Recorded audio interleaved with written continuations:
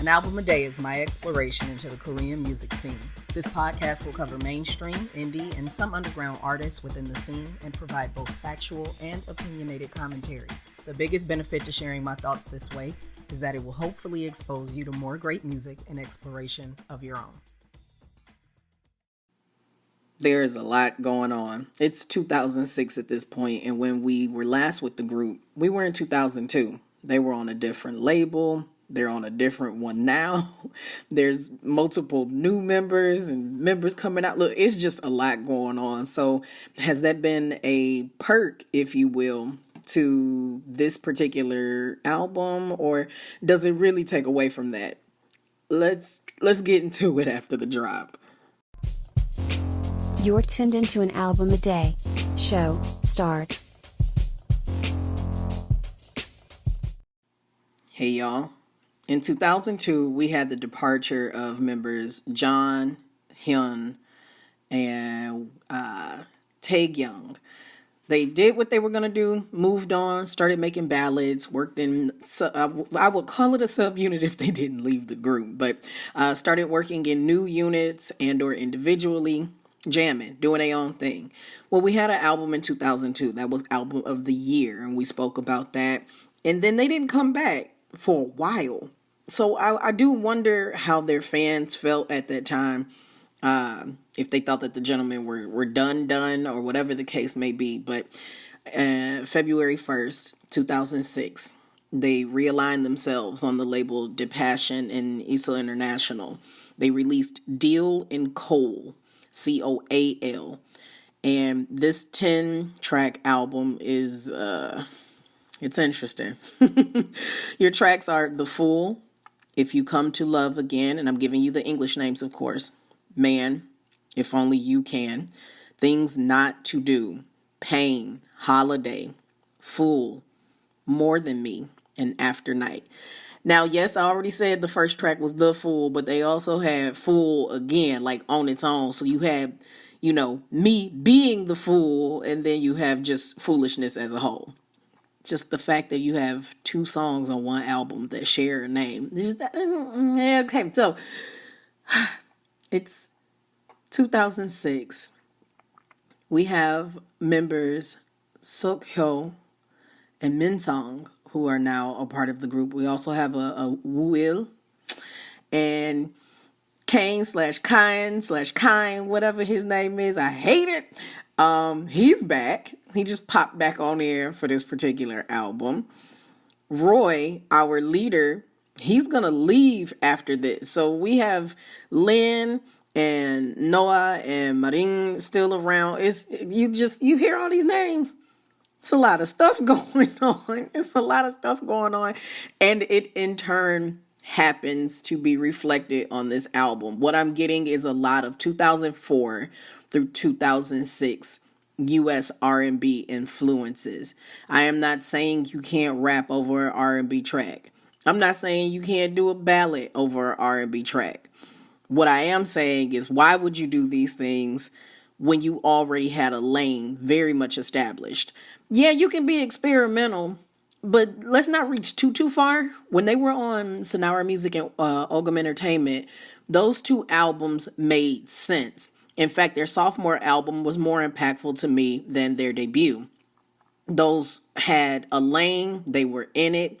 Yes, there was some exploration of doing some different sounds, but ultimately there was a cohesiveness to the vocals and the tone of the group, the color of the group. You're getting a lot of Usher, Let It Burn, which was 2004. You got one song that has the same chord progression as Mary J. Blige's Be Without You.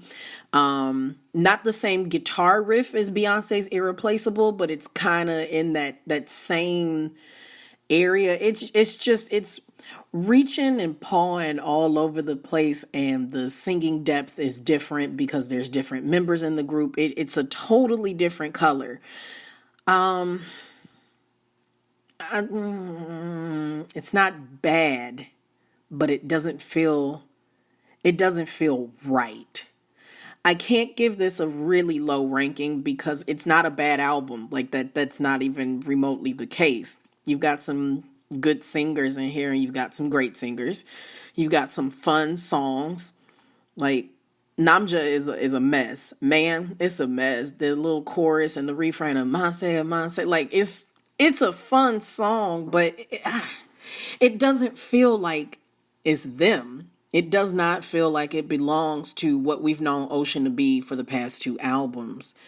And Quiet as Kept, that's because they were trying to make things fit for the ballad singers and still try to fall into the escalation of what hip hop was becoming at the time. This is this real vague, hazy area where R&B and hip hop were really starting to crisscross and confuse people. Clearly confuse people based on what I was hearing in this. There's some unnecessary runs that are going on. Some of the singing isn't finishing itself on key. Like you might come out the gate with a nice little ha, and then come off with a ha. Just, I wasn't as impressed with this as I could have been. Not gonna lie. And I don't even know what I would recommend. That's the thing. And we're still in that space and time where we have songs that I can't even share with you. So you have to do the digging on your own. I just feel so awkward about this, how the whole aspect of the hashtag A3Day Spotify playlist exists. And I can't even give y'all 3 albums so far of music. This isn't to say they weren't doing things in Japan. They were being active over there as well. But in terms of the Korean tracks and whatnot, I feel like this makes a lot of sense as to why they took almost 6 years before they released something else for the Korean audience. Whatever was going on in Japan was going to help them get their bang for their buck, if that be the case. I have to double check the time frame again because I don't think they actually started getting active over there until 2012. I don't have the supporting information here on this Wikipedia page. So let's go over to their website. Let's not depend on one thing when we have the Ocean Japanese website. We can go on over there, translate a few things here and there because I most certainly cannot read Japanese, which is really pathetic. Like, come on now. All these random skills you haven't acquired. This one.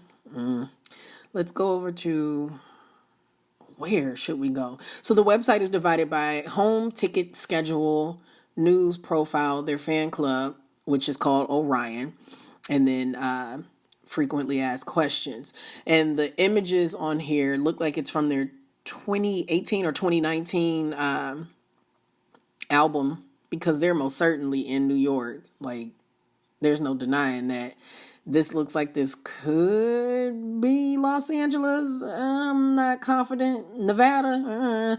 But I definitely know that the rest of it is New York. That's undeniably so. Those bridges, the skyline, the whole 9 yards.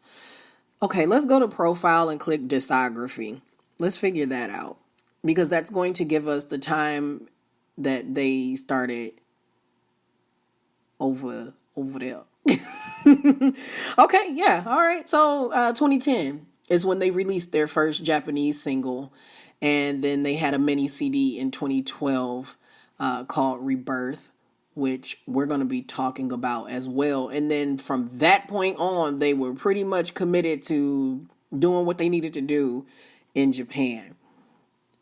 I don't know. I'm hopeful that the next album has some cohesiveness to it. It makes some sense in terms of what we've already heard. Go look for this one. Draw your own conclusions. I am not the end-all be-all of your opinions about any of these artists as well as their discography. I can just tell you with confidence that things kind of go in a strange direction when 2006 came. So with that being said, let's go ahead and get into the ranking. K-pop fans, on a scale of 1 to 5, with 5 being essential listening and 1 not worth mentioning, the A3Day. Sorry, I caught myself off guard. I'm looking at my notes for the rank, and I got like 4 different numbers and then question marks, and it says, I don't know. The A3Day ranking on this, It's a 4. I was torn between a 4, a 4.5, and a 3.5, and a 3.5 is pushing it. It's not that bad. Like it just doesn't feel right. It's not quite a 4.5. There was another way to be able to balance this out between the ballads and the pop singers. It really was. So I'm just going to go ahead and go with this 4 and accept it. Take me as I am. So, we're going to look at Rebirth tomorrow in the next episode, as well as give final thoughts on their whole discography. And they had some singles that released in recent years. So I do want to kind of highlight that as well and at least give you something to listen to of theirs. So that's it for today. It's early in the morning. I didn't know how to feel, but I'm sticking with that 4. I'm sticking with it. All right. If you listen to this and you got different opinions, tag me in social media. Let me know about it. I want to hear your thoughts. Bye, y'all. Your favorite foreign Korean music historian exploring all the industry from A to Z.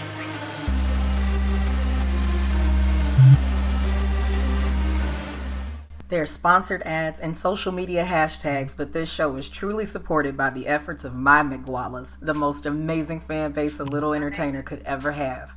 Special shout out to my Patreon patrons, the student body, and the scholars who keep my vision of becoming your favorite Korean music historian exploring all the industry from A to Z a real thing. If you're interested in supporting the growth of this podcast and supporting content, please visit patreon.com/multifacetedacg. And for as little as $1 a month, you can get in on the magic too. Interested in continuing your support at the free $99 price? I love you for it. You can still engage with the show when you retweet, repost, and share the show and use hashtag A3 and the word DAY.